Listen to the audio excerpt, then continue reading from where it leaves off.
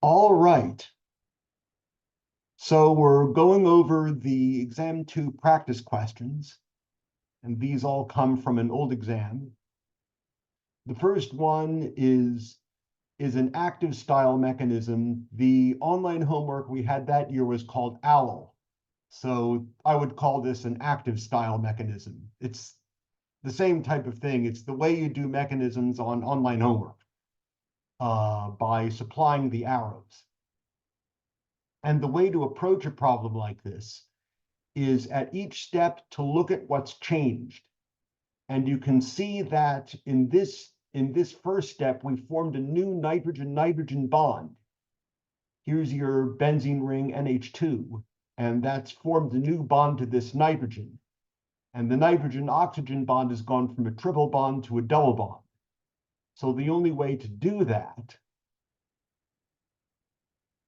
is for the NH2 to attack the NO plus ion and break one of the pi bonds. That gets you to that structure. And then if you look at the next structure, we've lost a proton from this nitrogen. And we conveniently have a water molecule here. Oh, let me put chat on. We conveniently have a water molecule here to pull that proton off for us. So that's what we'll use.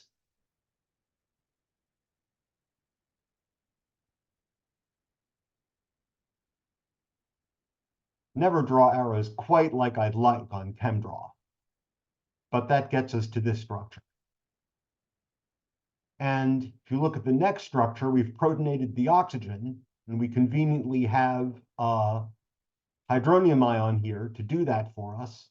So we'll take a lone pair from oxygen, pull off that proton, break the hydrogen-oxygen bond, and put the electrons on oxygen to get rid of the plus charge and make a water molecule.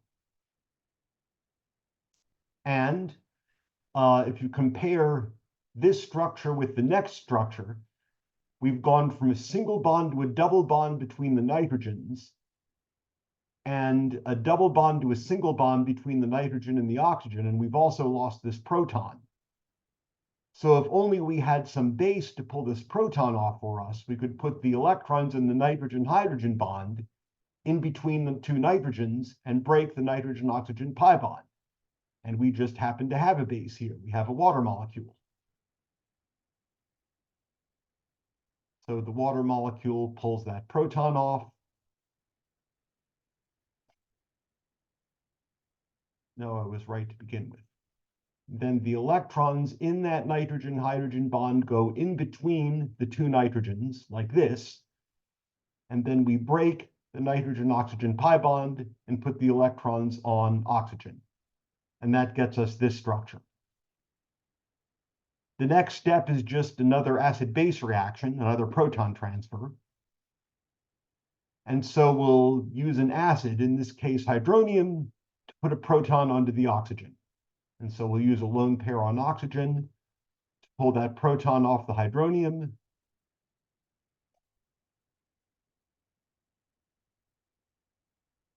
And put the electrons onto oxygen. And that gets us this structure.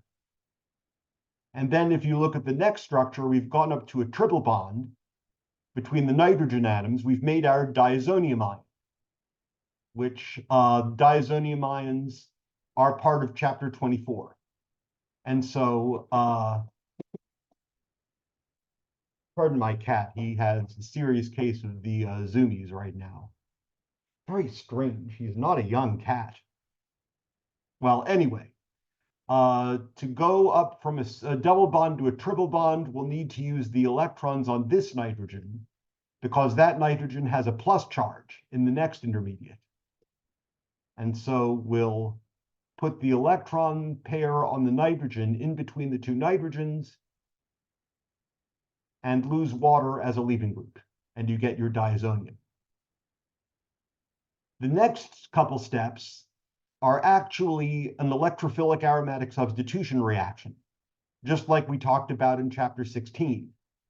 And so we need to form a bond, as you can see, between the carbon para to the methoxy group and the terminal nitrogen, you can see how we formed a bond between the six-membered ring and the nitrogen on the end, and that nitrogen needs to go para to the methoxy group. So that means we want to break this pi bond like this and keep the electrons attached to this carbon. So we'll form a new carbon-nitrogen bond. And we'll break the nitrogen-nitrogen pi bond, put the electrons on the next nitrogen, and get rid of the plus charge on that nitrogen. And that gets us this intermediate. And then there's one more step. We just need to pull off this proton and put the electrons in the carbon-hydrogen bond back into the six-membered ring to regenerate the aromaticity,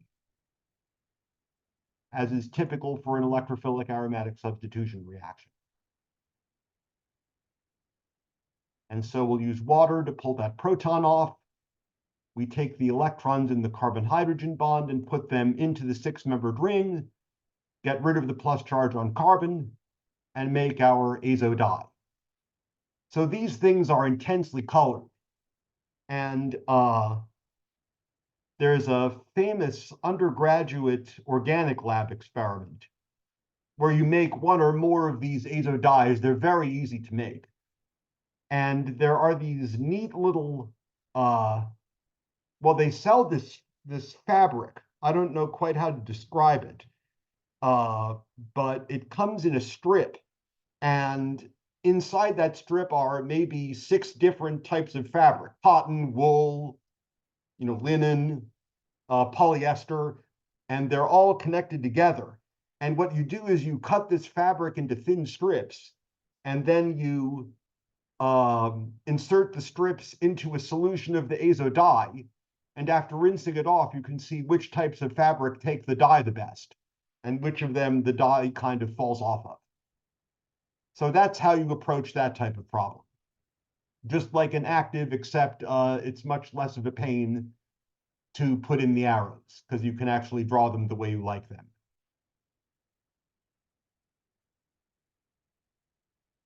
Questions on that one?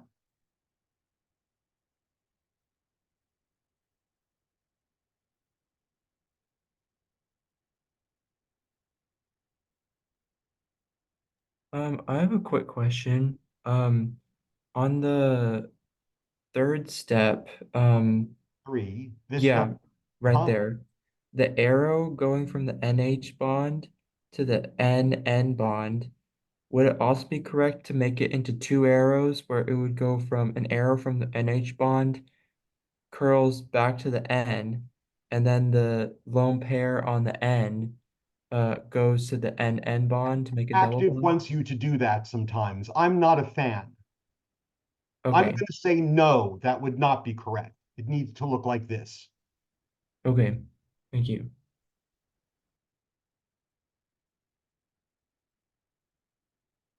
Yeah, Active and the textbook both get some crazy ideas sometimes about mechanisms. And I wish it were not that way. Oh, sorry.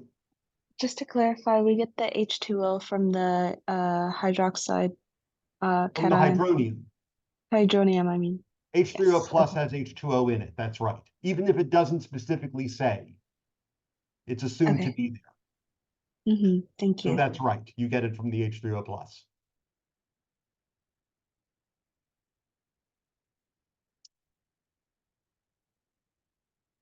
All right.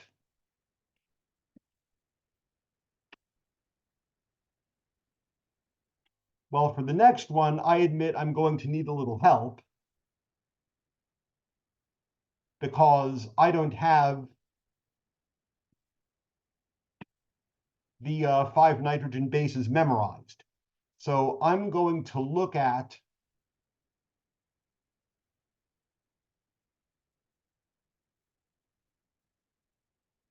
let's see, exam 2 practice supplement. There it is. And as I said, you don't have to have them memorized either. So we have the structure of ribose over here. Here's our 2 purines, and here's our 3 pyrimidines. So the first one is asking for a purine base found only in RNA. And I would say there is none. Both guanine and adenine are found in both RNA and DNA. And we went over that in class. So I would say the first one should be N for none of the above. Then it asks for a pyrimidine base found only in RNA. And there is one, uracil. This pyrimidine is found only in RNA.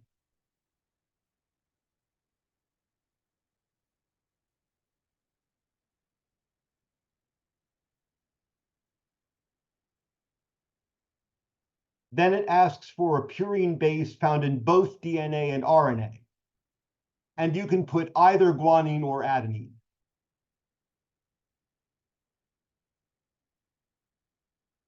Both are correct.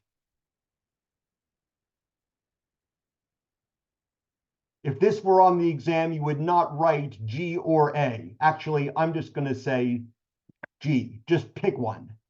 Pick G or pick A if you're asked that question. Just pick one of them. And then it says a pyrimidine base found in both DNA and RNA. That would be cytosine. Thymines found in DNA, uracil, and RNA. Cytosine is found in both.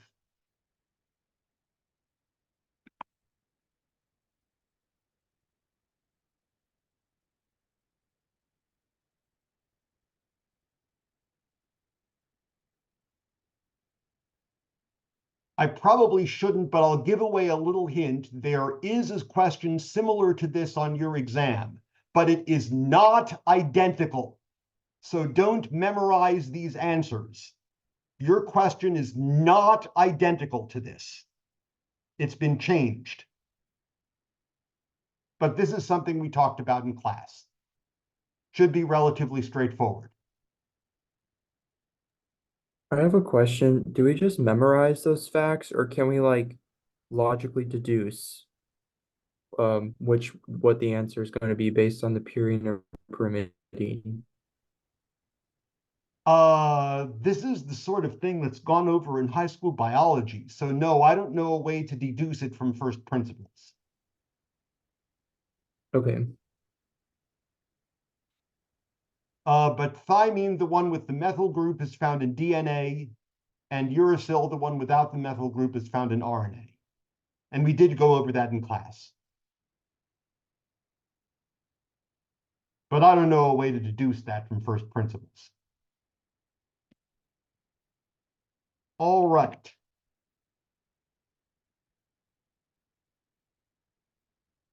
Next, we're drawing the dinucleotide. And again, I'm going to need these to help me out. Though actually, I can draw entire nucleotides with one mouse click. What I would do is start this with the ribose.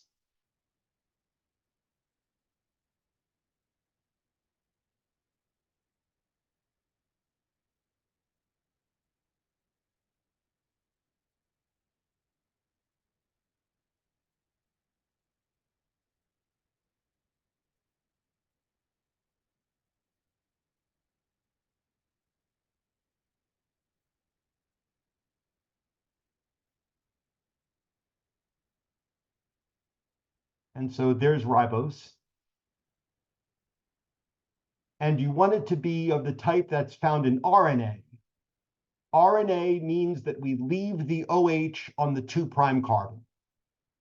Remember the numberings of the carbons. 1', 2',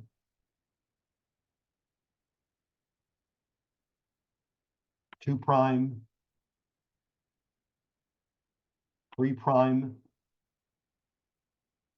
4', and the CH2 is the 5' carbon.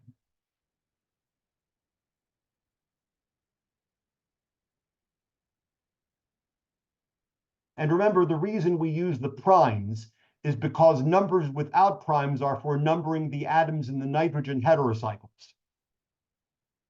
So I believe it's nitrogen 9, for example, this one, that is attached to the sugar in purines. And in pyrimidines, it's nitrogen 1. It's the NH that's not between two carbonyls.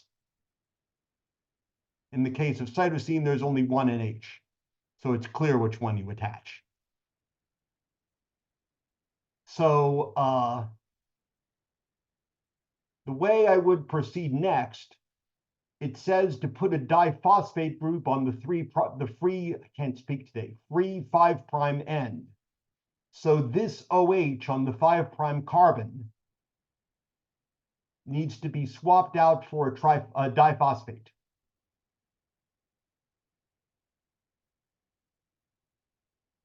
And that structure I'm not going to give you. You need to know monophosphate, diphosphate, and triphosphate on your own.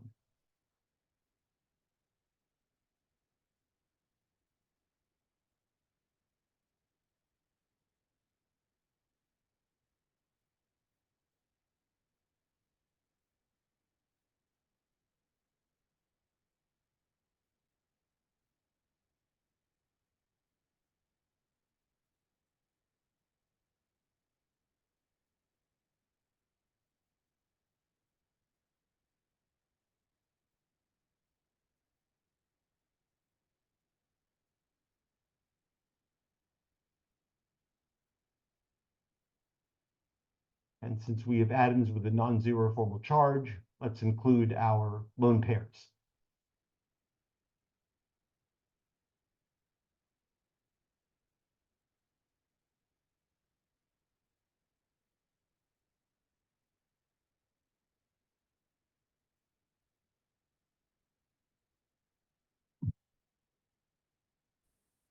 Then it says to put a guanine on the first ribose.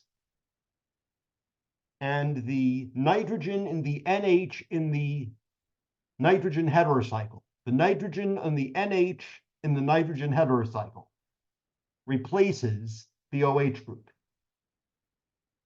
So we'll take that out and replace it with guanine. So we'll use this NH over here.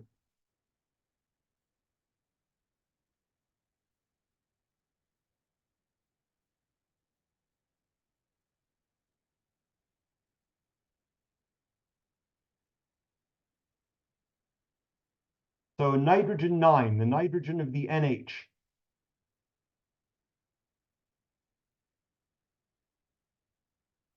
replaces the OH group. That's how you attach purines. And what am I doing again? Guanine. So I need a nitrogen over here.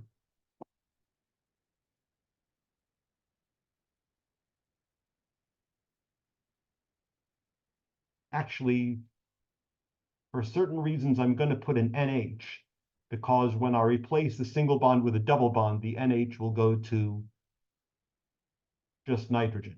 And then it looks like we have NH2 over here.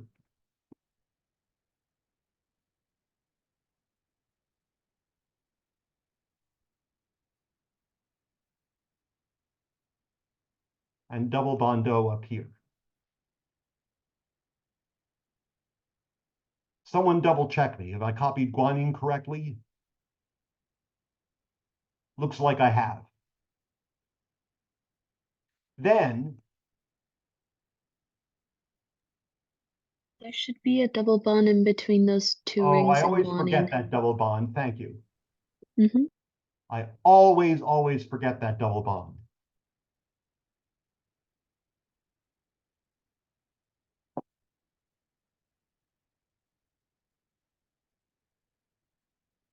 And then you need to remember that from the 3' carbon or the 3' oxygen of the first ribose or deoxyribose, and the 5' oxygen of the next ribose, there's always a monophosphate group. Always. There are no exceptions.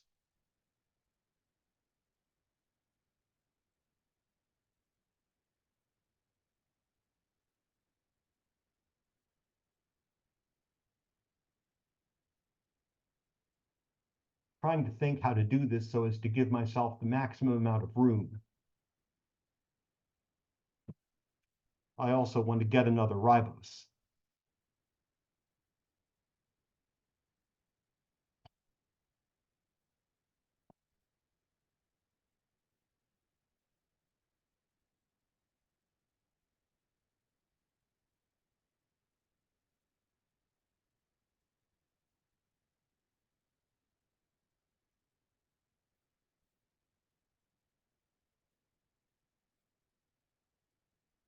And I'm going to put OH for now, because that's going to get replaced by just an oxygen when I connect the CH2 of the next ribose.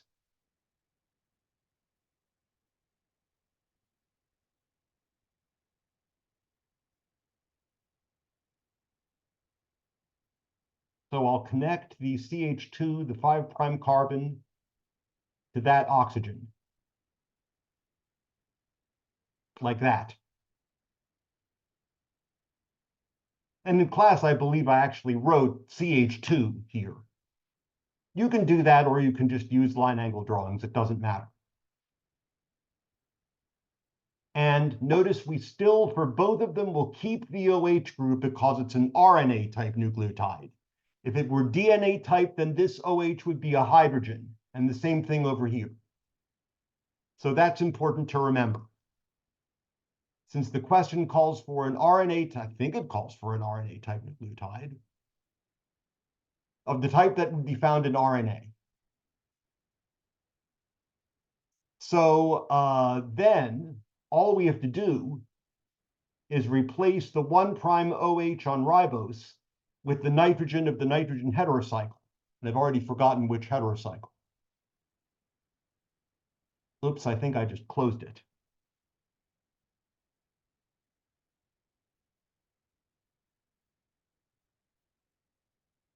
Cytosine. So cytosine is going to have a 6-membered ring. There's cytosine. And so we'll have a nitrogen over here. And I'm going to put NH for now, but once I add the double bond, the hydrogen will go away. This time I'll remember that double bond over there. NH2 up here.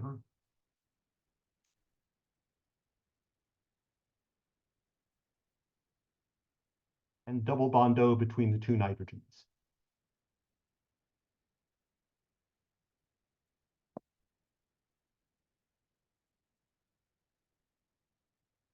Now I'm going to make you jealous because I could actually have done that with just one mouse click. Look, RNA templates, cytosine, ribonucleoside, boom. I could have just gone like that. But that doesn't really help you very much in terms of learning. That's just showing off. So I would say that answer would receive full credit, assuming I've copied everything correctly. Everything shown needs to be shown. Anything not shown is okay not to show.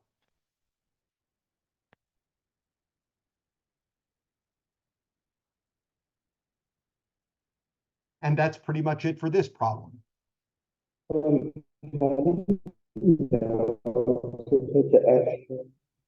You're getting garbled. I can't hear anything. Hold I can't hear anything. You're getting garbled.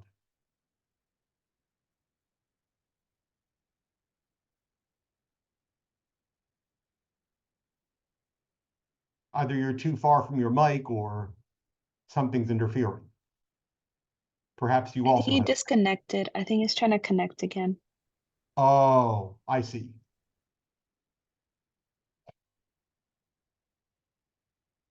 Well, we'll leave that up there then.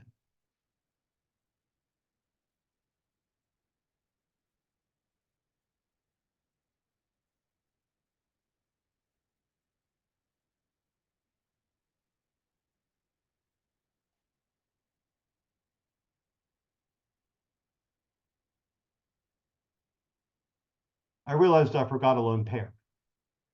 That's better. Let's see. Yup, everything else looks good.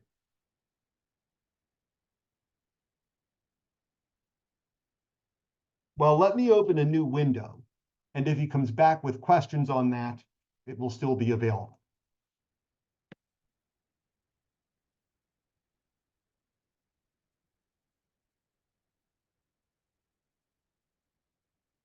All right, so here's ones where you have to fill in the reagent. And in the first one, we're changing this amine into an alkene. We learned only one way to change a primary amine into an alkene. And that's by, oh, I'm blanking on his name. What's his name? Hofmann elimination.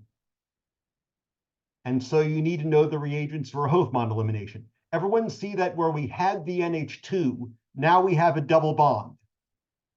We've undergone an elimination reaction. And that's the sign of a Hofmann elimination. So you need to know your reagents for a Hofmann elimination. The first one is excess methyl iodide or methyl bromide.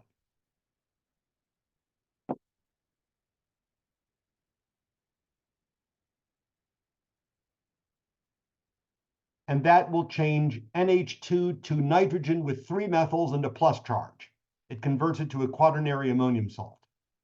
That happens just by repeated SN2 reactions. And after that comes silver 1 oxide and water.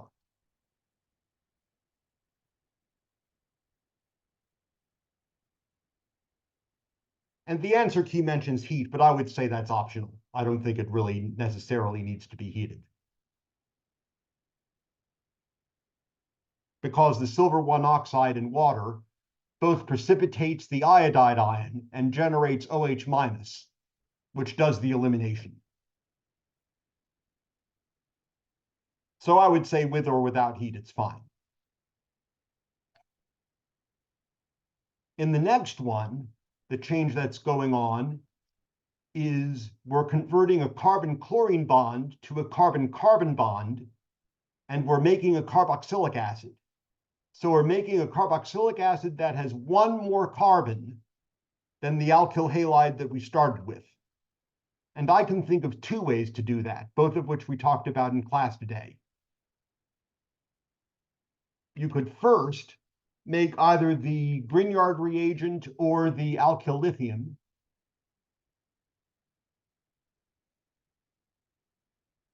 And then treat with carbon dioxide, do a carbonylation or carboxylation reaction.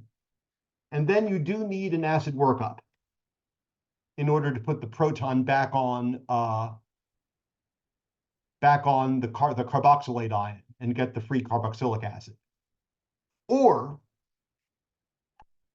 and the answer key doesn't mention this, but this is also correct, you could also displace the chloride with a cyanide ion by treating with sodium cyanide or potassium cyanide. Use any polar solvent you like. In class, we use DMSO just to put the full emphasis on that we're getting an SN2 reaction, and those work best in polar aprotic solvents. And then you hydrolyze the nitrile with dilute aqueous acid. You can also hydrolyze nitriles in base. We'll talk about that in chapter 21. But I would say either of those answers is perfectly acceptable. So the thing to recognize is you have 1 more carbon than you started with. And then you also made a carboxylic acid. So let me go back to the other window. How did I know to put the monophosphate between the 2 nucleotides? That's, again, not something that you can generate from first principles. It's just something you need to know about the structure of nucleic acids. So it's a thing you'll need to remember. It's always, no matter what the question says, it's always one phosphate, exactly one phosphate in between the two ribose or deoxyribose sugars. Always, no exceptions.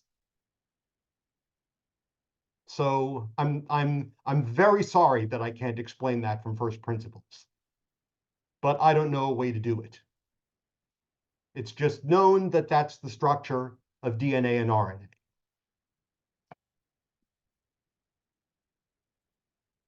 Good.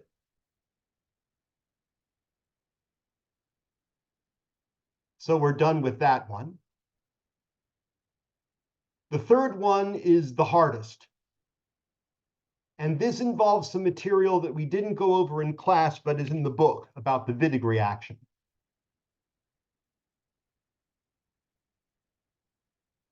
This is talking about how to do a Wittig reaction when the ylid isn't pre-prepared. And even in all the active questions, the ylid is pre-prepared. In order to make a phosphorus ylid, you start with triphenylphosphine and an alkyl halide.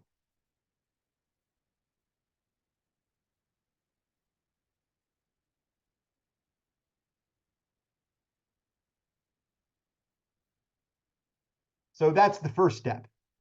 You treat the triphenylphosphine with the alkyl halide you're given. And what happens is an SN2 reaction. You know the mechanism of an SN2 reaction. The phosphorus attacks the carbon, with the halogen on it, and displaces halide on it. And you get what's known as a phosphonium salt.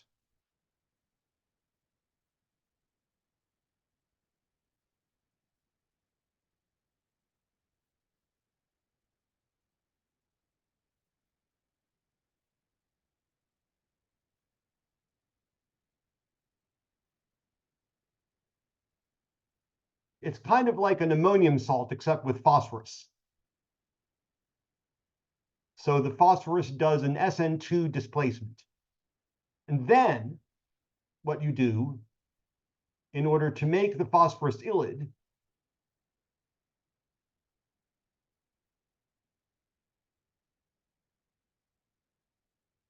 is treat the phosphonium salt with a strong base, and it needs to be a really strong base because that's a carbon-hydrogen bond. And the one that's usually used is butyllithium. There are others that will work too.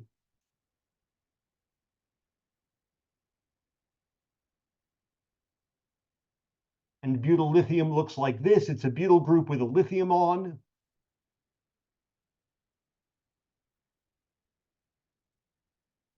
So that will pull off one of the protons next door to the phosphorus. And the electrons in the carbon-hydrogen bond go in between the carbon and the phosphorus, and you get your phosphonium ylid.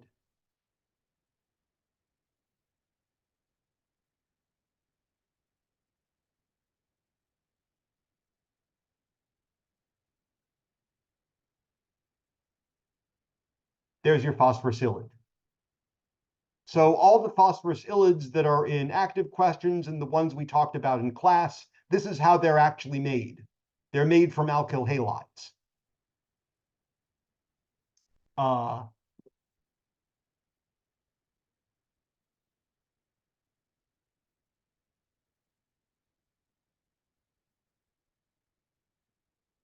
Let me just return a copy of that up there. And then you add your benzaldehyde. And remember, in the mechanism to line up your carbonyl compound, so that the oxygen is by the phosphorus,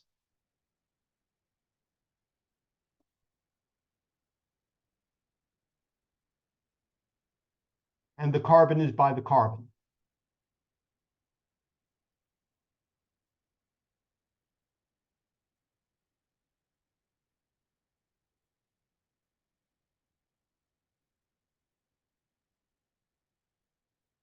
And then comes the Wittig reaction.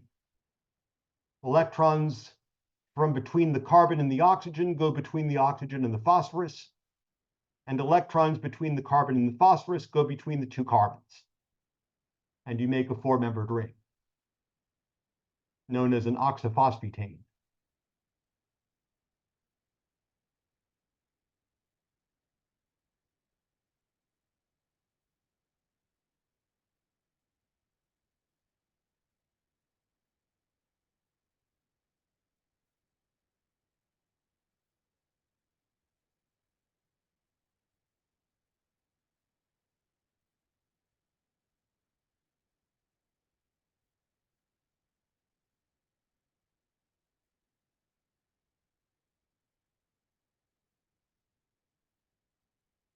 And that's known to be the intermediate in the Wittig reaction.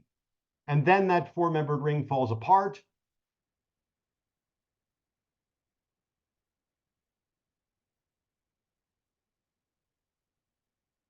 And you get triphenylphosphine oxide.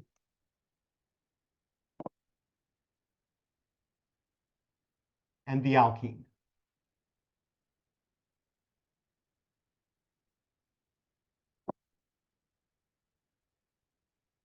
And actually, I think this is incorrect. Based on what we learned from active, you'll actually get the cis isomer.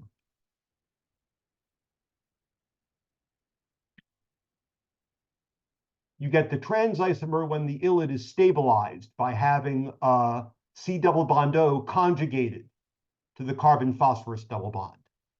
But when there's no C double bond O in the ylid, then you get the cis alkene. So really, it should have been cis. I'm confused. On the, I guess, third step, where do you get that double bond? Oh, the second step, I mean. Where do you get the double bond to oxygen? The double bond to oxygen is in the starting material. It's right here. Oh, okay. I see. Thank you. And so you get that plus triphenylphosphine oxide.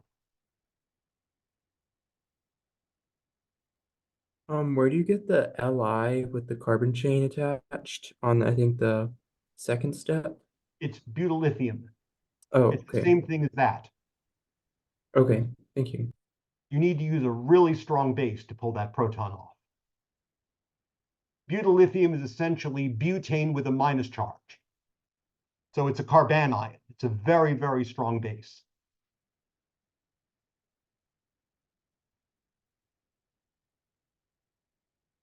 So you get the cis alkene with triphenylphosphine oxide as a byproduct. So in order to fill in the answer,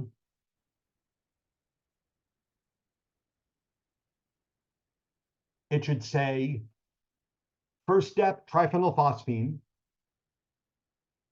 to give you the phosphonium salt, which you see over here. Second step, butyllithium, or any other really strong base will do.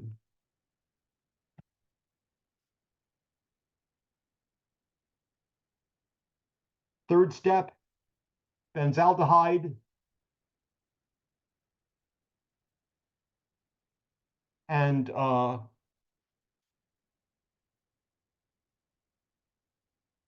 the answer key says fourth step H3O plus. I think that's optional. I don't think you really need H3O plus as a workup step because there's no carbanions or anything like that. So the fourth step of H3O plus is optional.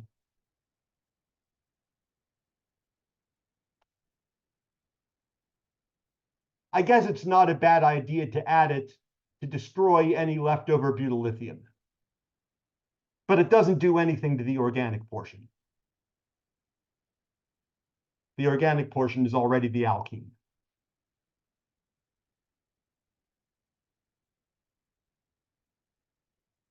So that's a full Wittig reaction starting from an alkyl halide. Lots of times you can just buy the phosphorus reagent. But when you can't buy it, this is how you make it.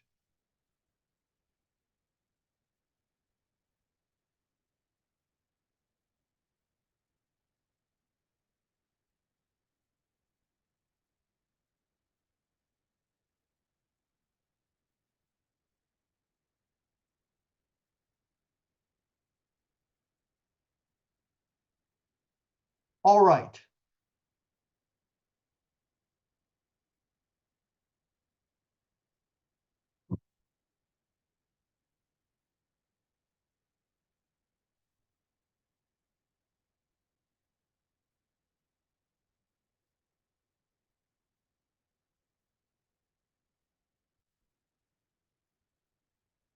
Next, we're given the starting material and the reagents, and we have to come up with the product. So the first one needs some explanation. This is a Gabriel synthesis. The way I know it is because it's starting with the anion of phthalimide. And in class,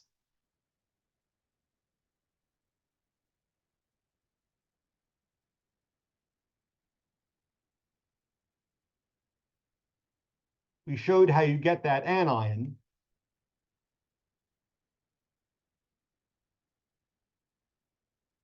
from treating phthalimide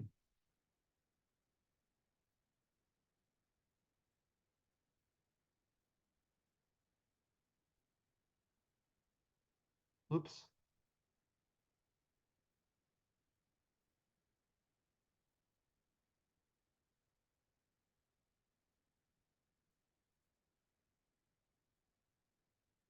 From treating phthalimide with a strong base such as potassium or sodium hydroxide.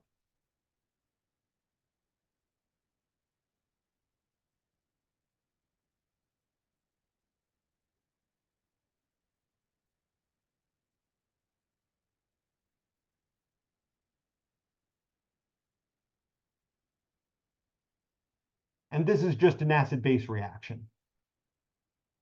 You treat phthalimide with sodium or potassium hydroxide, and it pulls off the proton.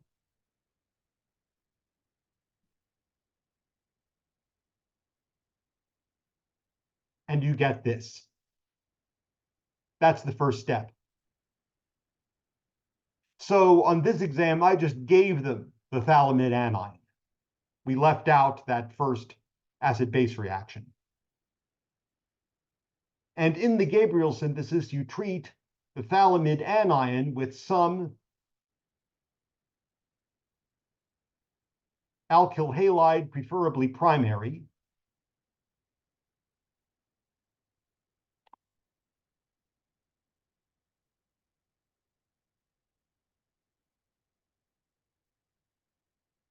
And the anion is a very good nucleophile. It undergoes an SN2 reaction.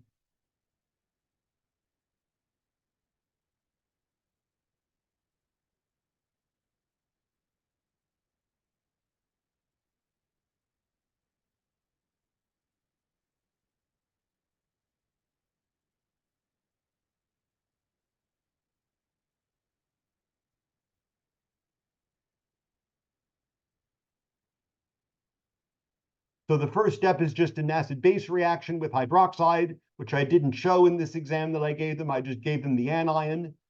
And the second step is an SN2 reaction with some primary alkyl halide, preferably primary.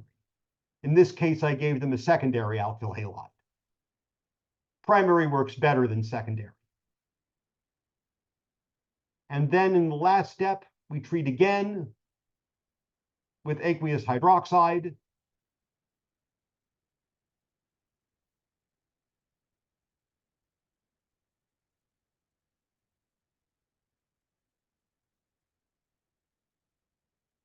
And that's a mechanism we'll learn about in chapter 21, but you're not responsible for it yet. The end result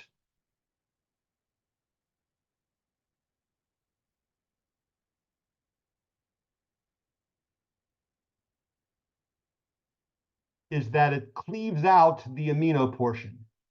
It cleaves out everything that's attached to the nitrogen, and the nitrogen becomes NH2. So you get RCH2, NH2.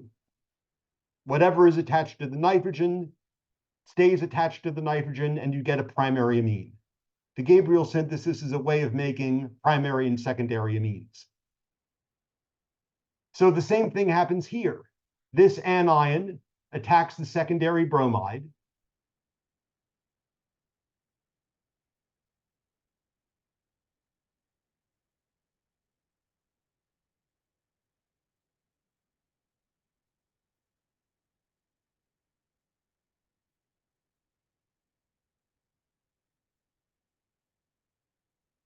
And displaces it.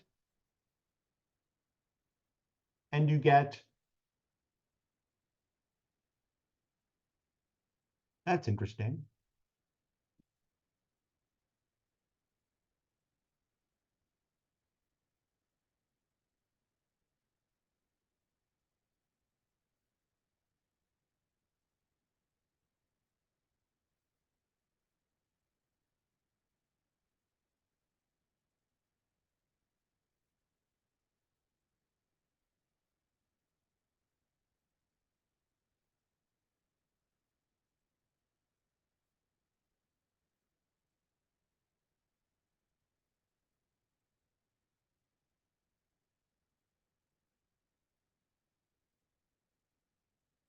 Did I say primary or secondary amines? That's wrong. I think in all cases you get a primary amine.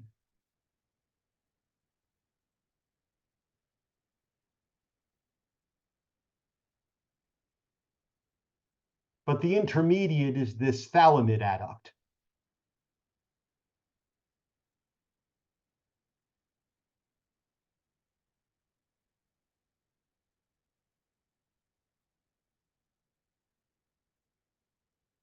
Which if I did it right, looks like that. The bromine is next to the aromatic ring, so the nitrogen winds up next to the aromatic ring. That's what you get after the first step. And after the second step,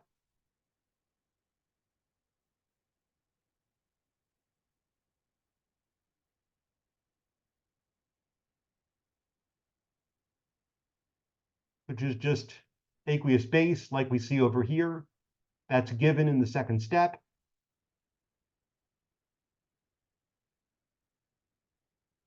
That cleaves out everything attached to the nitrogen and makes the nitrogen an NH2. We'll learn more about that mechanism in chapter 21. So this is the final answer.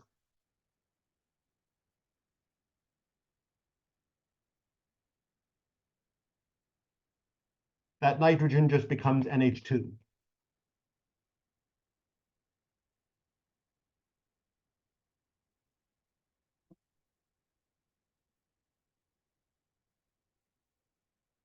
So let me just show how that would look when you put that in as the answer.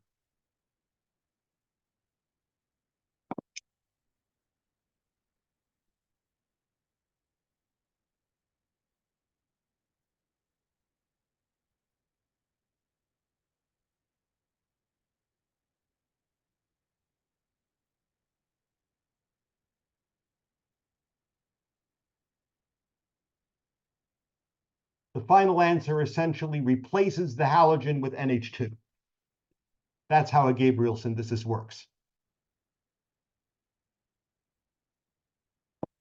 So that's a reaction we went over in class. The next reaction is treatment of primary alkyl iodide with sodium azide, followed by LAH. And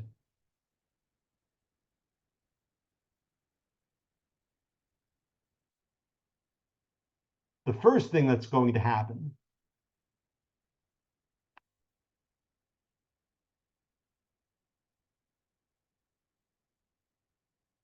well, let me put it over here, actually.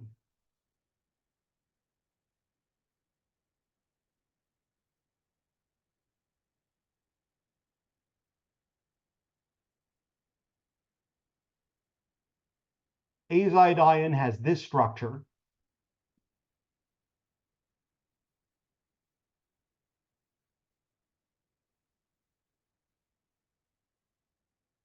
That's the N3 in NaN3.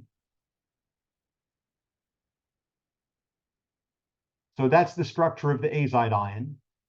and it is a superb nucleophile. So this will attack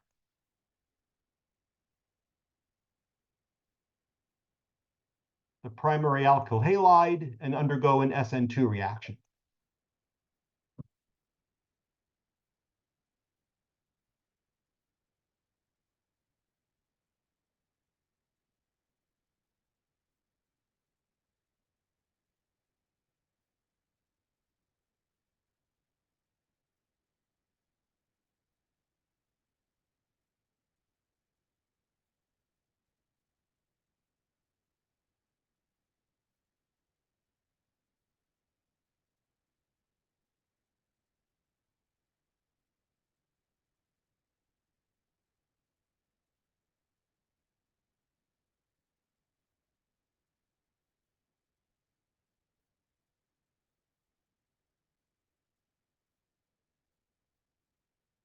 And you get the primary alkyl azide.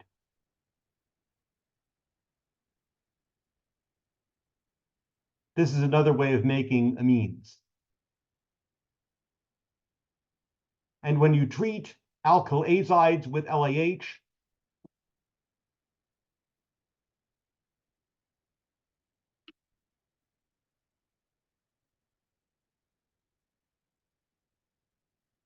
followed by your aqueous acid workup, like we talked about today in class,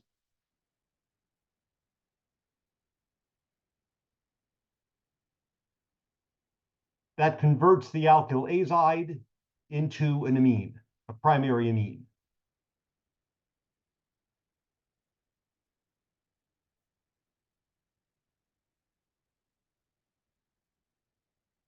Like that.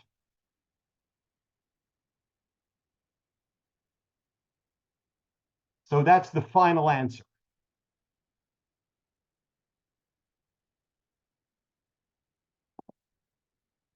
So again, to show what that would look like in terms of filled in with the correct answer,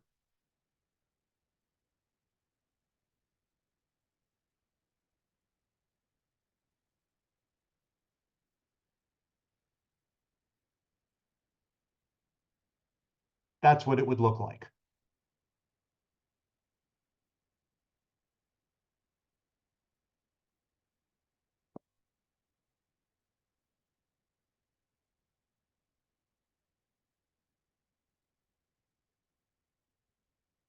The next one has a nitrile.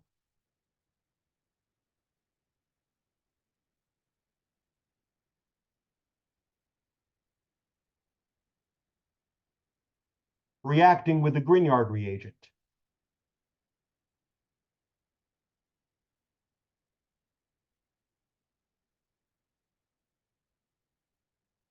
Followed by, it could say H2O or H3O plus. Either way will work fine for a Grignard reaction. And in class on Wednesday, we said that that will convert the nitrile to a ketone.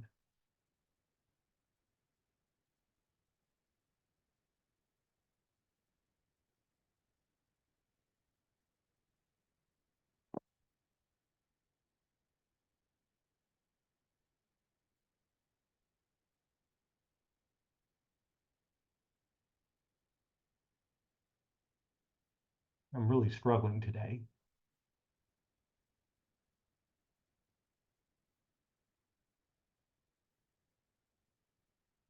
And this ethyl group over here is the ethyl group in the Grignard reagent. So you form a new carbon-carbon bond, and C triple bond N becomes C double bond O with the aqueous workup. This could say H2O or H3O plus. Same thing will happen. So that's a reaction we talked about on Wednesday. In the next one,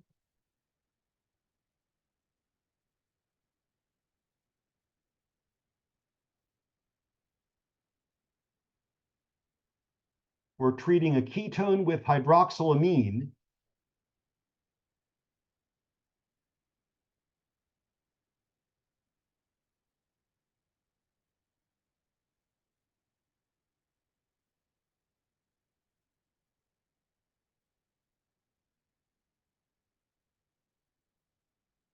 And hydroxylamine is just a special primary amine. So primary amines react with ketones and aldehydes in the presence of an acid catalyst to make an imine. And so you replace C double bond O with C double bond N, and you lose a molecule of water.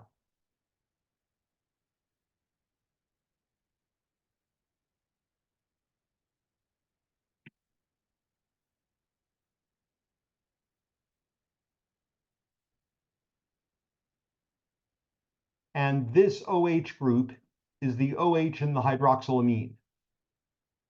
It remains attached to the nitrogen.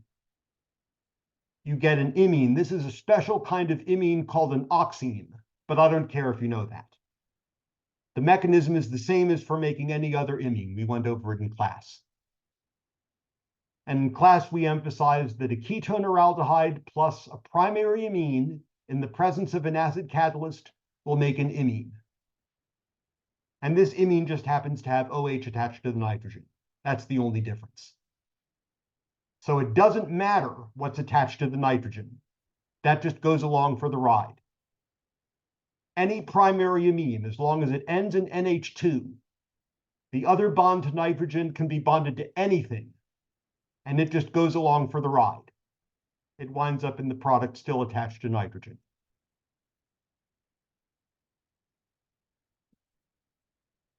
The next one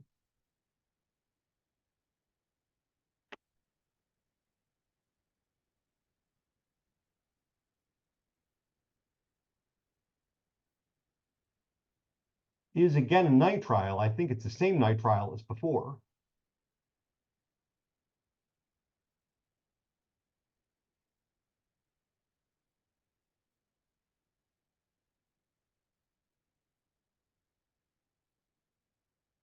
Undergoing acid catalyzed hydrolysis. And today in class, we said that converts the nitrile to a carboxylic acid. The nitrogen in the nitrile winds up in a molecule of ammonia.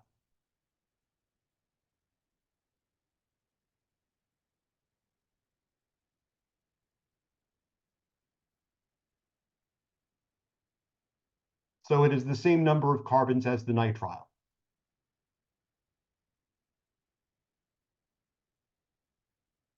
And last but not least, we have a molecule that's both an ester and a ketone.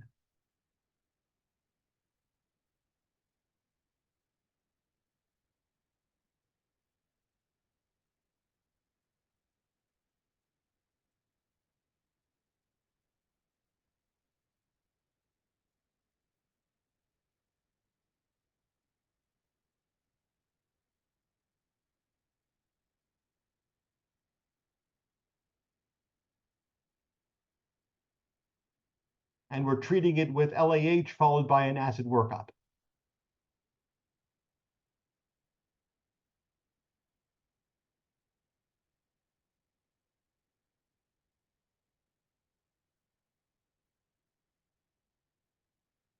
And LAH will react with both the ester and the ketone and reduce them both to alcohols. The ester becomes a primary alcohol, and the ketone becomes a secondary alcohol. And since the question says we need to show any applicable relative stereochemistry, that's a chiral center that we have over there. We need to show that OH with either a wedge bond or a dotted bond. It says if you get a racemic mixture, just draw one enantiomer. And so that's what I've done over there. So LAH will reduce both the ester. LAH reduces everything: esters, carboxylic acids, ketones, and aldehydes. Sodium borohydride, on the other hand, if this question had given sodium borohydride,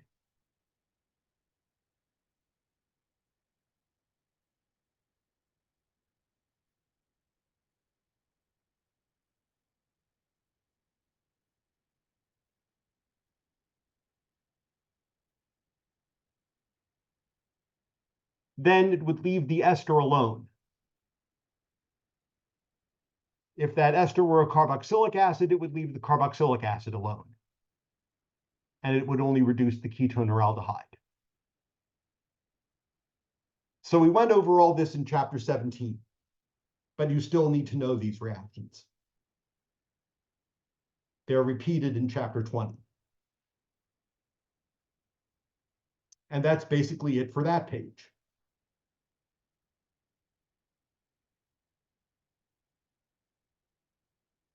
Any questions on any of those?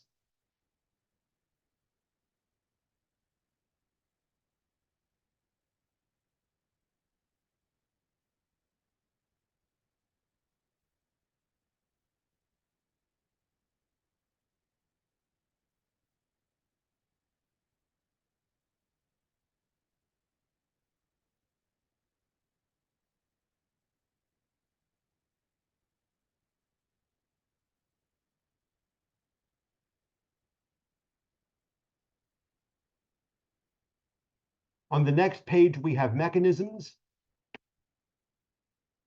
This first one is the reaction of a ketone or an aldehyde with a diol in the presence of acid to give an acetal. If this were just like ethanol, then you'd have OET on both sides. You'd still get an acetal. But if you start with either 1,3-propane diol, which this is, or ethylene glycol, which you had in the active problem, then you'll get a cyclic acetal. And so 1,3-propane diol gives a 6-membered ring, ethylene glycol gives a 5-membered ring.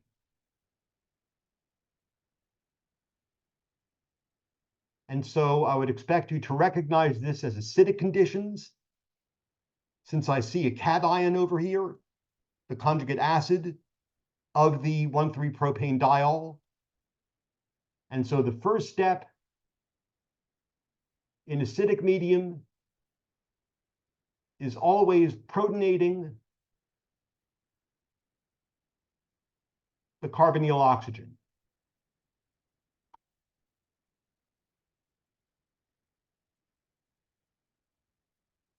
And you use the conjugate acid of the alcohol.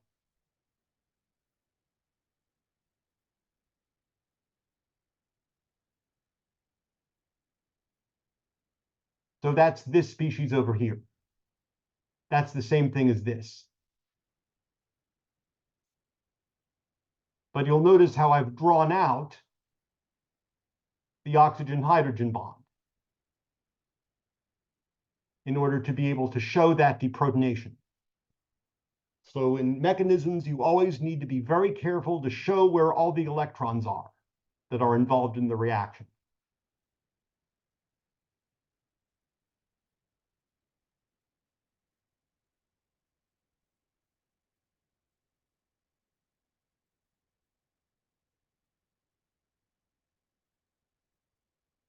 And you get this intermediate.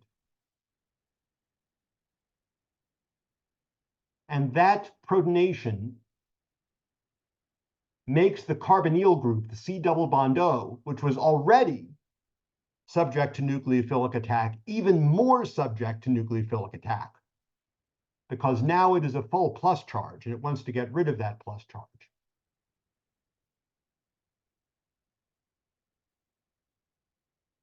So you use the alcohol you're given as a nucleophile.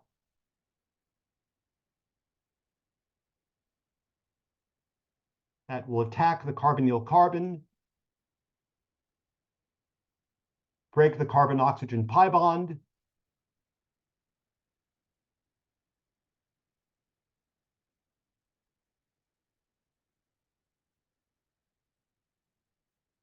and form a fourth bond to that carbon. I'm just going to use IPR for isopropyl. You can do the same if you want. It's an acceptable abbreviation for the isopropyl group. The isopropyl group is this piece over here. That's something I expect you to remember from chapter 3, I think it was, when we talked about alkyl groups.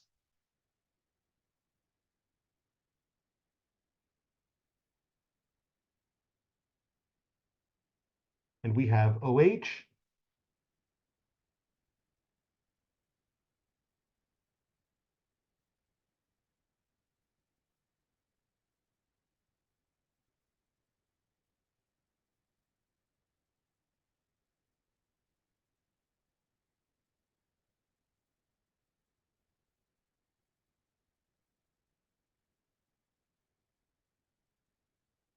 actually takes significantly less time to draw it with a pencil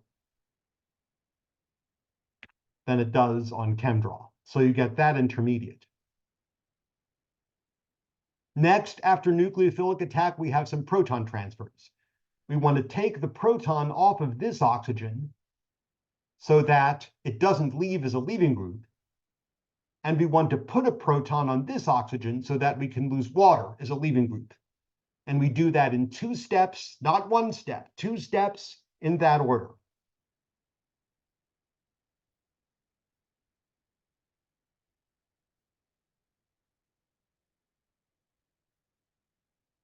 As a base, you always use the alcohol you're given.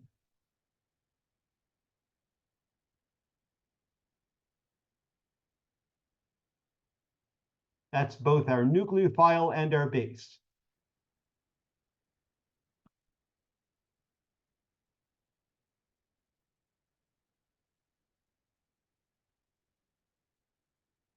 So that pulls off that proton.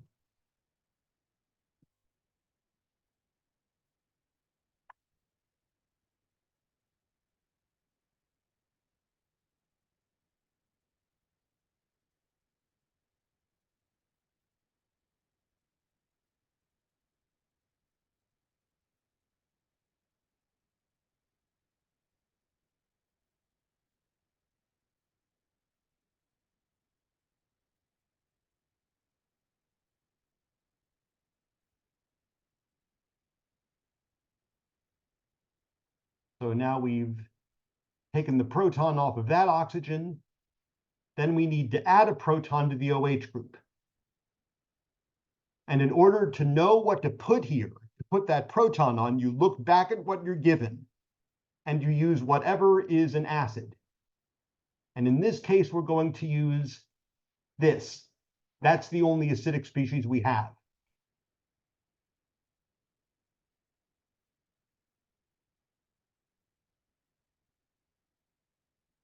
So the OH group pulls a proton off of that oxygen.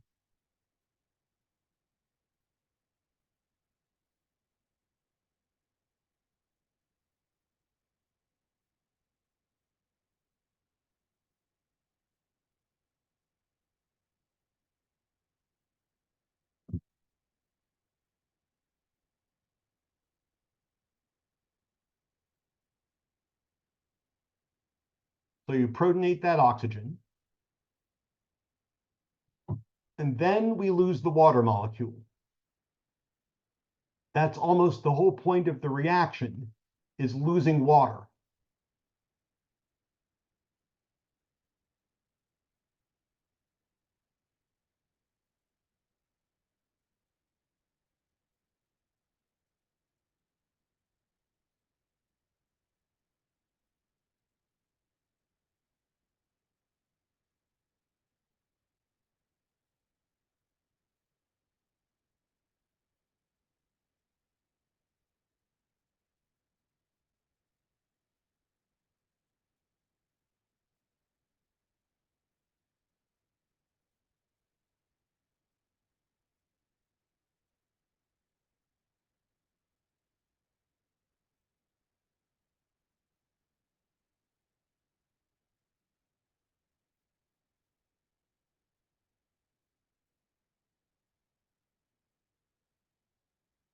And you get this intermediate. Now it's at this point, if the alcohol weren't cyclic, or rather if it weren't a diol, if it were just a regular alcohol, a second molecule of the alcohol would now attack the carbonyl. With it being a diol, we don't need a second molecule. We'll just use the very same molecule. We'll use the other OH group.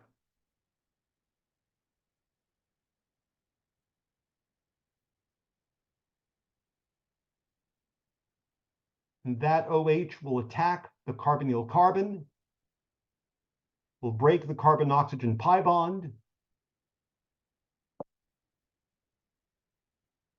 and form our six-membered ring. 5- and 6-membered rings are especially easy to form.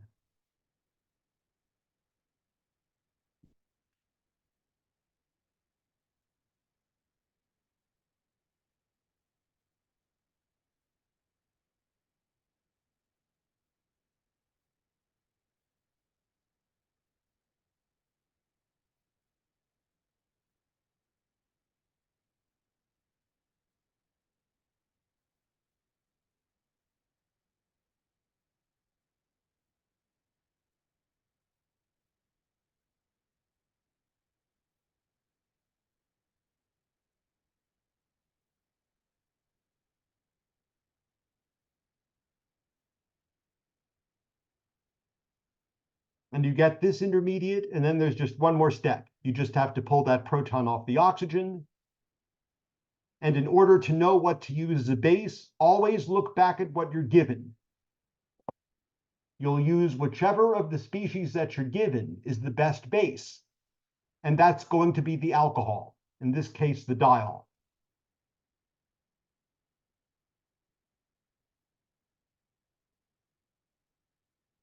So don't memorize that some particular compound goes there. It depends, it's completely context dependent. It depends on the question.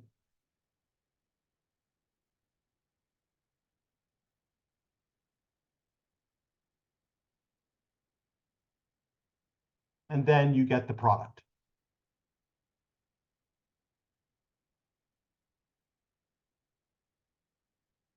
So that's the mechanism for forming an acetal. We did go over that in class, and it's in your class notes.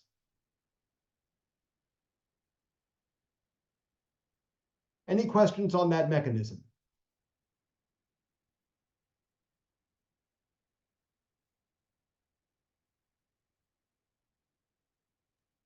So, like I know you keep using the OH, carbon OH. I can't remember what the compound's called. Does that mean it's like in a beaker and you can just keep using it No, it means you add whenever enough at you the need beginning it? of the reaction that there's enough present to do the reaction. I'm not sure I'm answering your question. Like I noticed you keep using it. So does that mean like it's in it so it just keeps coming back whenever you need it? Yeah, you add enough of it at the beginning. You don't keep adding it, but you add enough of it at the beginning that you can complete the reaction. Okay. Thank you. I think, though, that you really would only need one equivalent.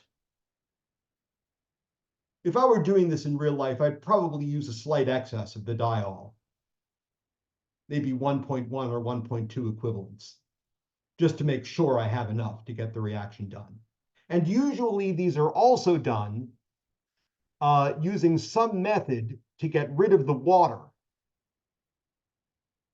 either a drying agent or some way of physically removing the water from the reaction mixture. That will drive the reaction forward by Le Chatelier's principle.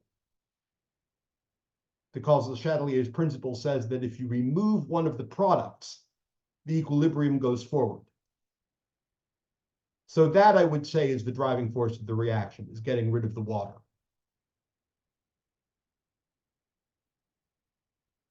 Other questions?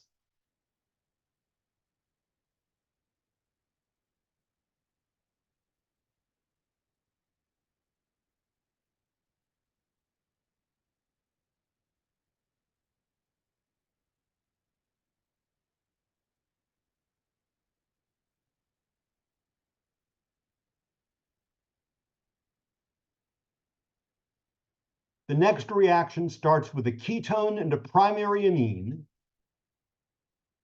and an acid catalyst to give you some of the conjugate acid of the primary amine to form an imine. This is an imine. And so same idea as with the acetal. We know we're in acidic solution because I see the conjugate acid of the amine. And so we will use that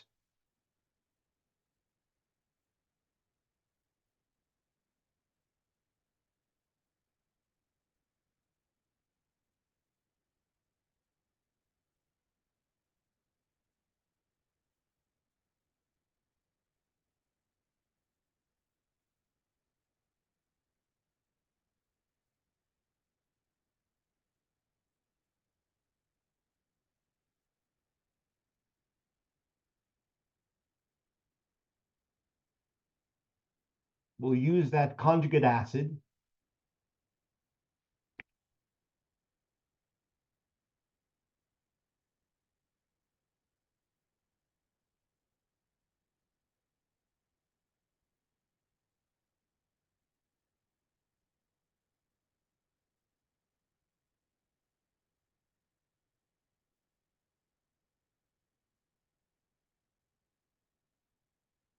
in order to put the proton on the carbonyl oxygen.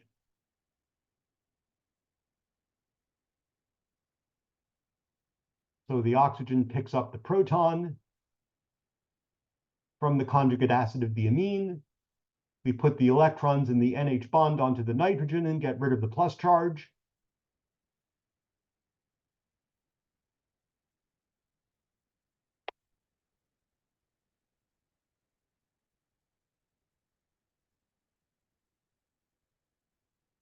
And we get the protonated ketone. And then after protonating that oxygen, we have nucleophilic attack.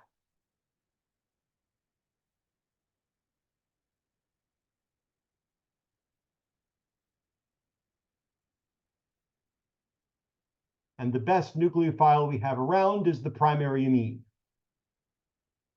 So that's going to attack the carbonyl carbon, break the carbon-oxygen pi bond,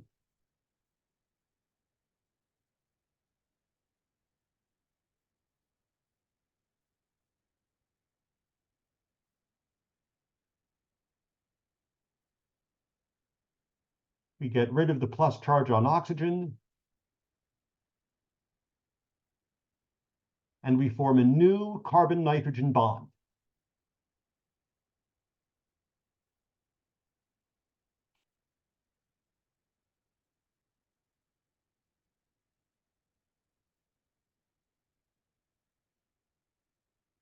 Let's see, there's a total of 5 carbons. Or 5, yes. And the nitrogen goes over here.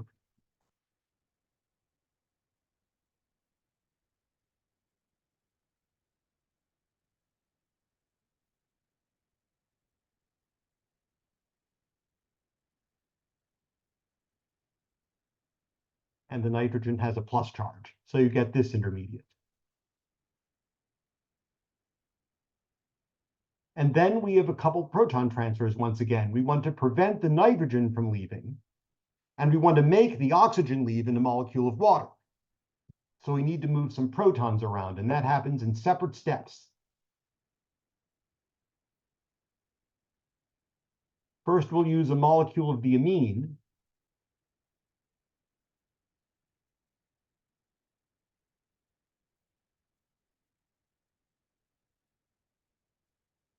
to pull off the proton on the nitrogen.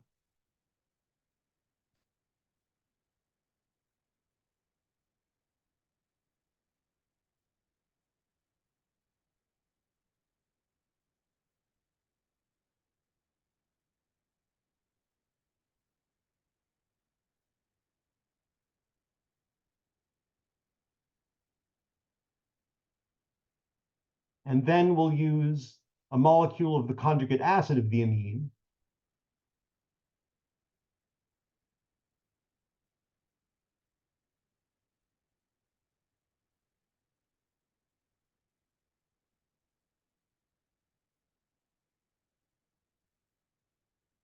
put a proton onto the oxygen.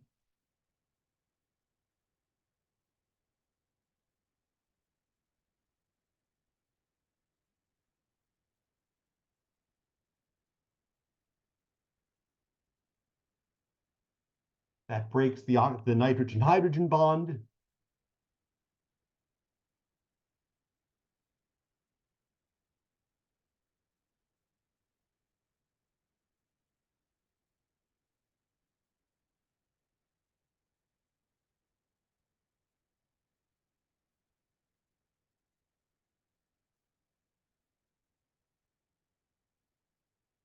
And you get this intermediate. The oxygen now has 2 hydrogens on it.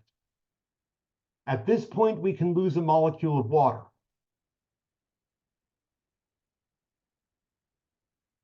And the nitrogen can help out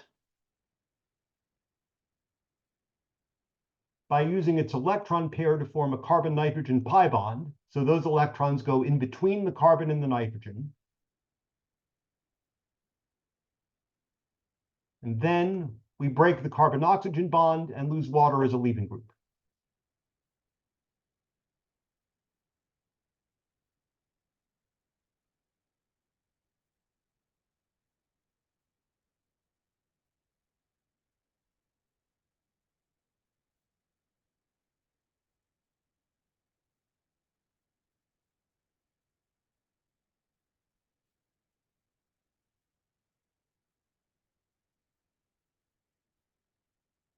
So now we have a nitrogen-carbon pi bond. And we have essentially the protonated imine.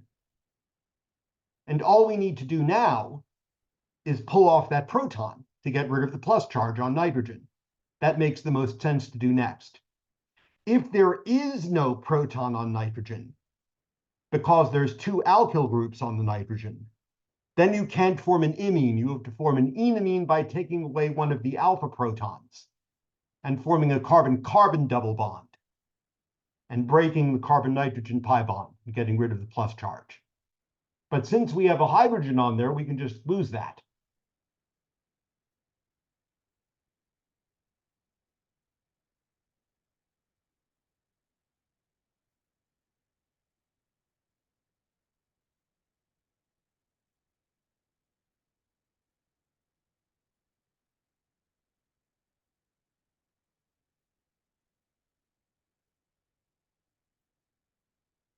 Now I see what you're saying about always using this molecule again.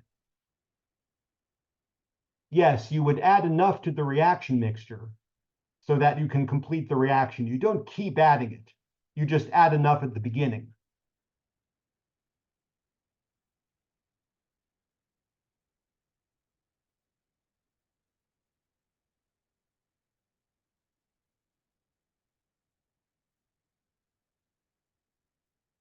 And now we're done.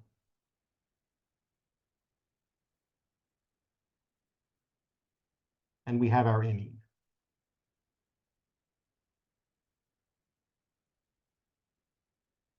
So practice these mechanisms. They're all fair game for the exam, and some of them are quite lengthy. So manage your time wisely on Wednesday. So just to clarify, for the reaction to create an imine, it's the solvent and then the conjugate acid of the solvent or the nucleophile. That's in general true. You have your solvent and your conjugate acid of your solvent, regardless of the type of reaction, because the same thing happens when you're making an acetal. In the case of forming an imine, your solvent happens to be a primary amine, and you have your conjugate acid of that. That's correct. Okay, thank you. Yep.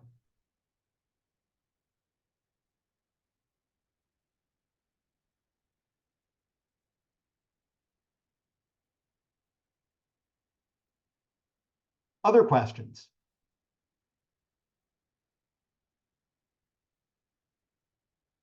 Active likes using TSOH, toluene sulfonic acid, as an acid catalyst.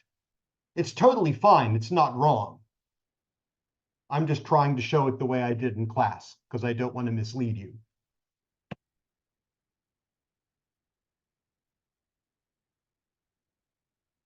So in the first reaction, we have an alpha beta unsaturated aldehyde,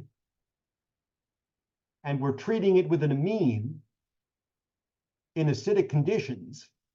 Amines are known to prefer to add to the beta carbon rather than directly to the carbonyl of an alpha beta unsaturated species. So that's where this new nitrogen carbon bond comes from. First step is once again the same.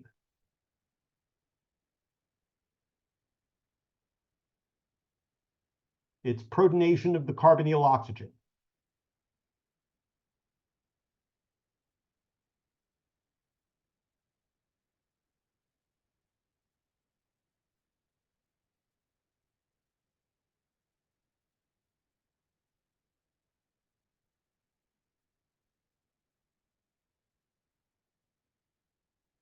And we'll use the conjugate acid of our solvent.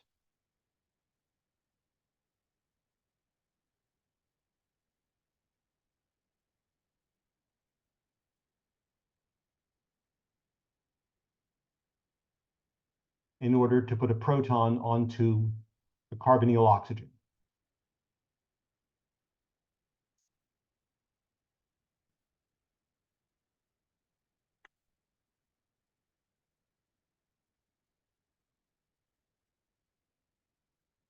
So you get the conjugate acid of the aldehyde.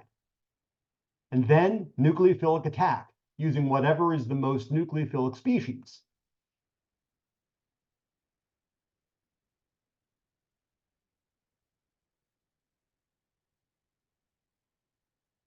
And that's going to be your solvent, the primary amine.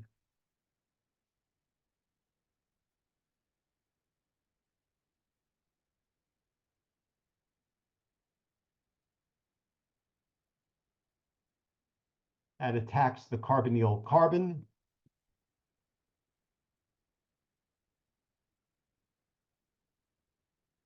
And breaks the carbon-oxygen pi bond.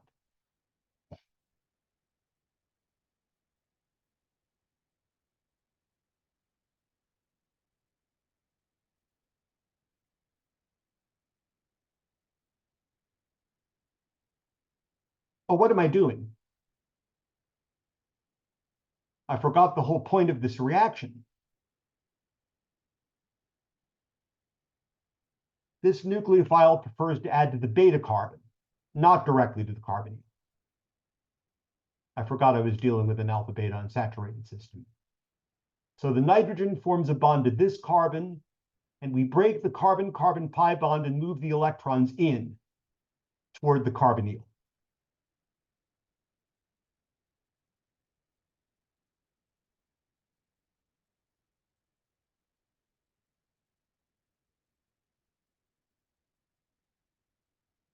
I'm always hoping the day will come when I will make absolutely no mistakes in a review session.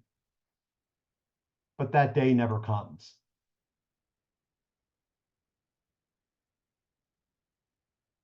At least I caught it in time.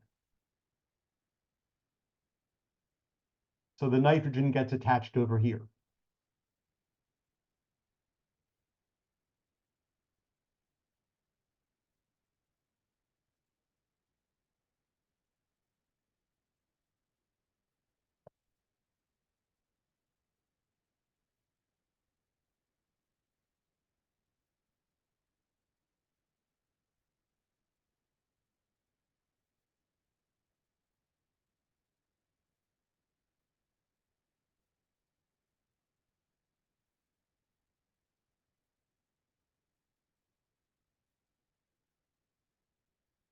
And then we have a cation, so we want to get rid of the plus charge if we can. And the way we'll do that is by removing a proton.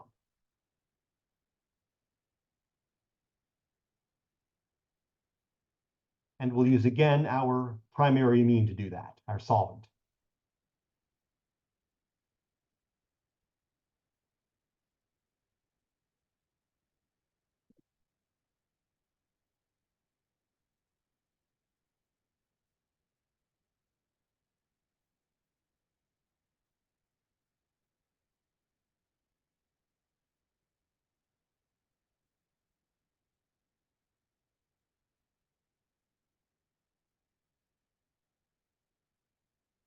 That gives us the enol intermediate.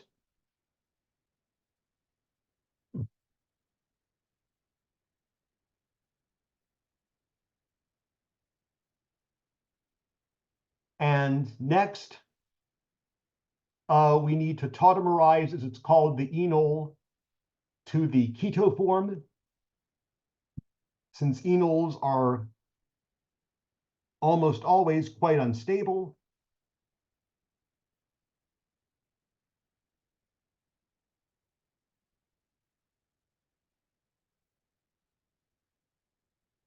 and the first step is, or the first arrow is reforming the carbon-oxygen double bond. Then we break the carbon-carbon pi bond and use those electrons to form a new carbon-hydrogen bond. And we pull a proton off of the conjugate acid of the amine.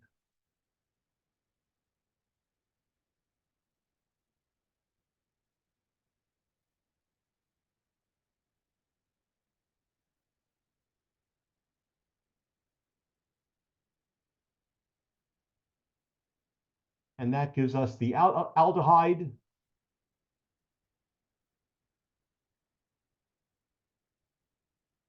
Actually, the conjugate acid of the aldehyde with the oxygen protonated. And then all we need to do to get our product is pull that proton off. And when we look at what we're given, the most alkaline species, the one best suited to be a base, is the solvent, is the amine.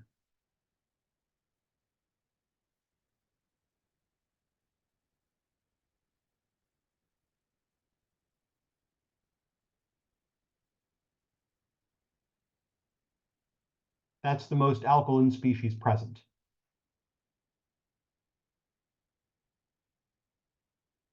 That pulls off the proton, and we get our product.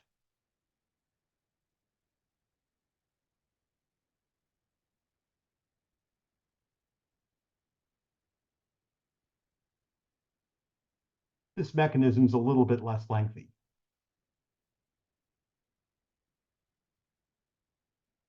So this is a conjugate addition.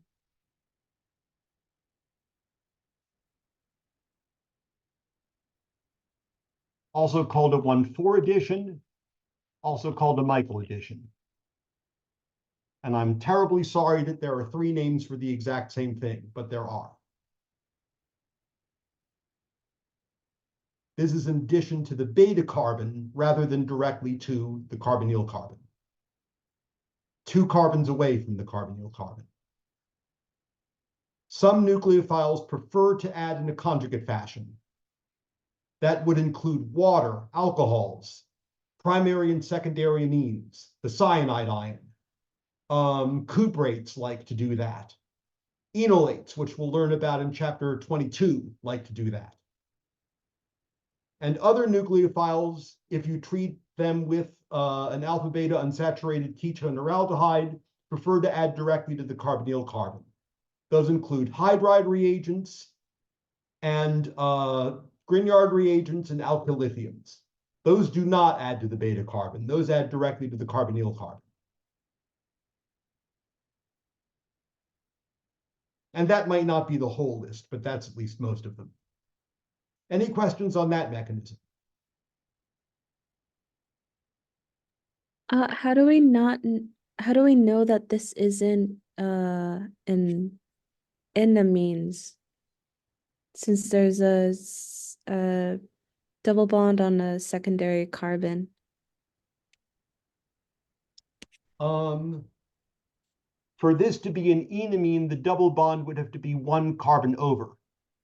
It'd have to be over here. Is that Okay. Yeah, because it's an aldehyde. We start off with an aldehyde. Is that why?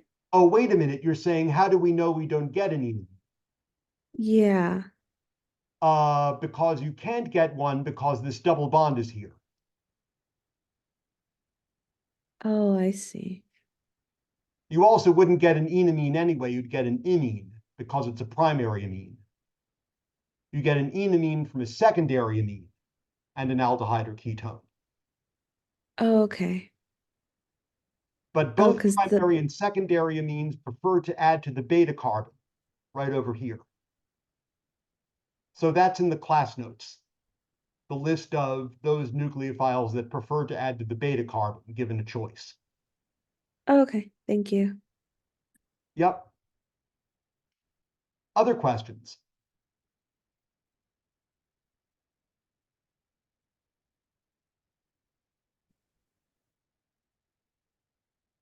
Last mechanism, super easy.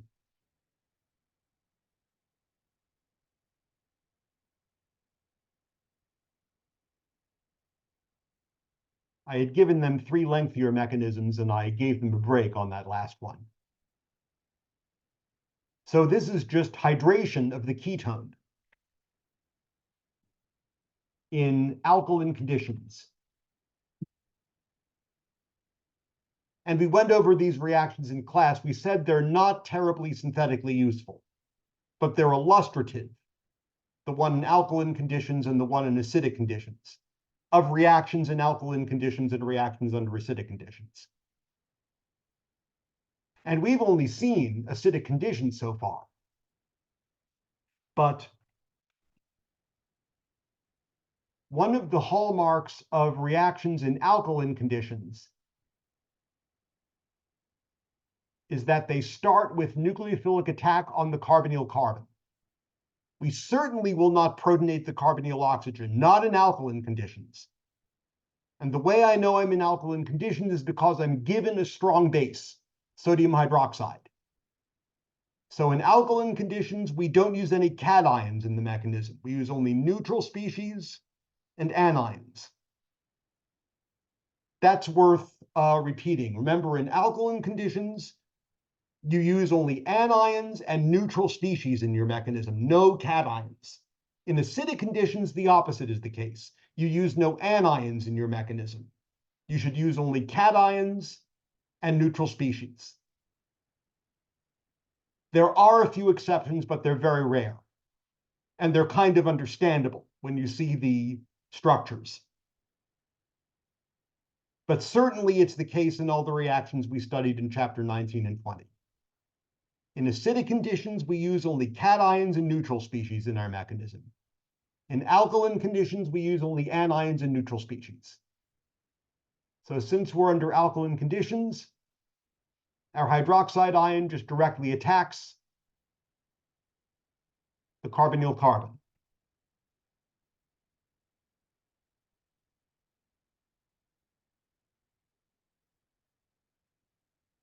And lucky me, I can draw a 7-membered ring in 1 mouse click.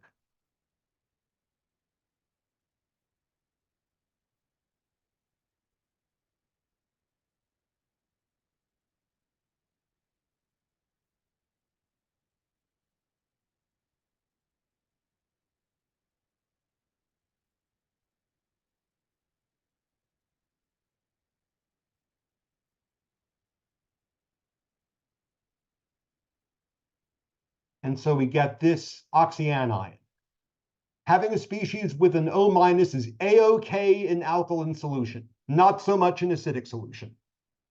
But in alkaline solution, we're fine with an intermediate like that.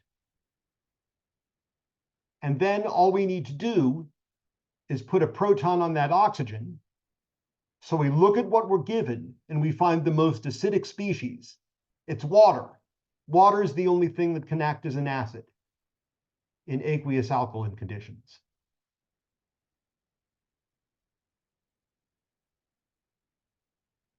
And so we just show water putting a proton onto that oxygen. We show an arrow from the oxygen to the hydrogen. And we break the hydrogen-oxygen bond of water.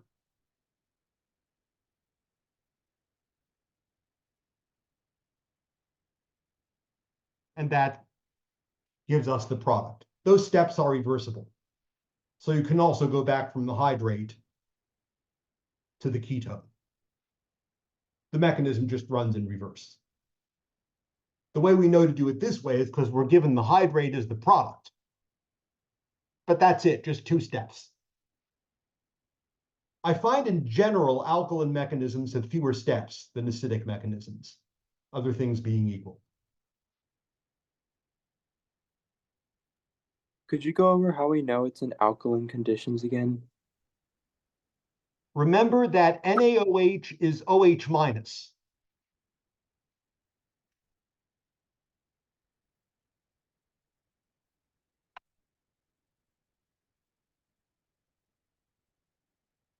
Right, the sodium ion plays no role in the chemistry. It's just a spectator ion.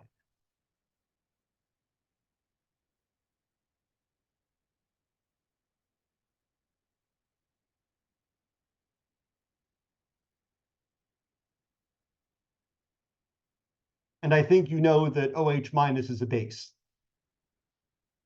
But I would say the way I know it's in alkaline conditions is because I'm given an anion. I'm given an anion. And not only that, but an anion that's a strong base. Does that answer your question? Yes, thank you.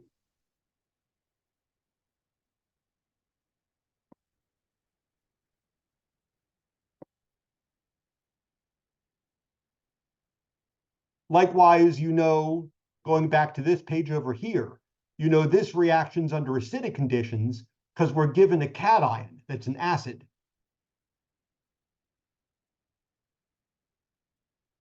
So generally you see lots of cations under acidic conditions and lots of anions under alkaline conditions. Remember not to draw a sodium-oxygen bond. NaOH is OH minus. You don't draw a sodium-oxygen bond. You don't draw the sodium. You don't put it anywhere. You don't even acknowledge it. It's a spectator ion. It doesn't play any role in the mechanism. Like I said, I saw that mistake a few times, more than a few times on the last exam. So we don't use alkali metal cations in mechanisms. NaOH is OH minus. NaOCH3 is CH3O minus. NaNH2 is NH2 minus. The alkali metal cations don't enter into the mechanism at all. Good. Other questions?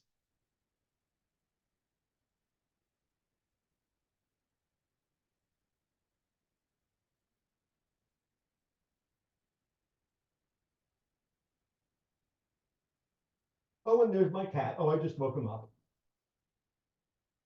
I wonder if you can see him on the camera. Yep, there he is. He looks so relaxed. Yeah, he wants to be where his human is. He doesn't have an exam on Wednesday. I shouldn't have said that. That was kind of mean. I'm sorry. But yeah, that's my kitty. I really wish you guys could meet him, but he just doesn't like people. He only likes me. Anyone comes over, he just hides. It's really a shame. So that's it for the practice problems. So I'll try to get this up on YouTube tomorrow. It will be on my YouTube channel, which is R86 Chemistry. And I will see you all on Monday. Have a good night, Professor. Yep, you too.